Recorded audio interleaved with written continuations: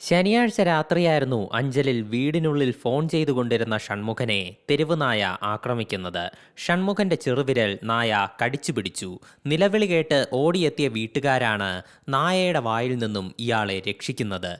ചെറുവിരലിന് ഗുരുതരമായി പരിക്കേറ്റ ഷൺമുഖനെ ഉടൻ തന്നെ പുനലൂർ താലൂക്ക് ആശുപത്രിയിൽ പ്രവേശിപ്പിച്ചു. പ്രദേശത്ത് തെരുവ് നായ്ക്കളുടെ ശല്യം ദിനം പ്രതി വർദ്ധിക്കുകയാണെന്നാണ് നാട്ടുകാരുടെ പരാതി. വീട്ടുമുറ്റത്തെ ചെരുപ്പുകളും ഉണങ്ങാനിടുന്ന തുണികളും കൂട്ടമായെത്തുന്ന നായ്ക്കൾ നശിപ്പിക്കാറുണ്ട്. തക്കം കിട്ടിയാൽ കോഴികളെയും ഇവ പിടിച്ചുകൊണ്ടുപോകും. ഇപ്പോൾ വീടിനുള്ളിൽ കയറിയുള്ള ആക്രമണവും ആരംഭിച്ചിരിക്കുകയാണ്.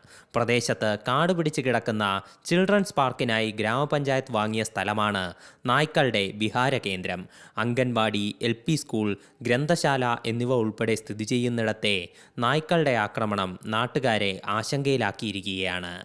C Malayalam news, Thiruvananthapuram.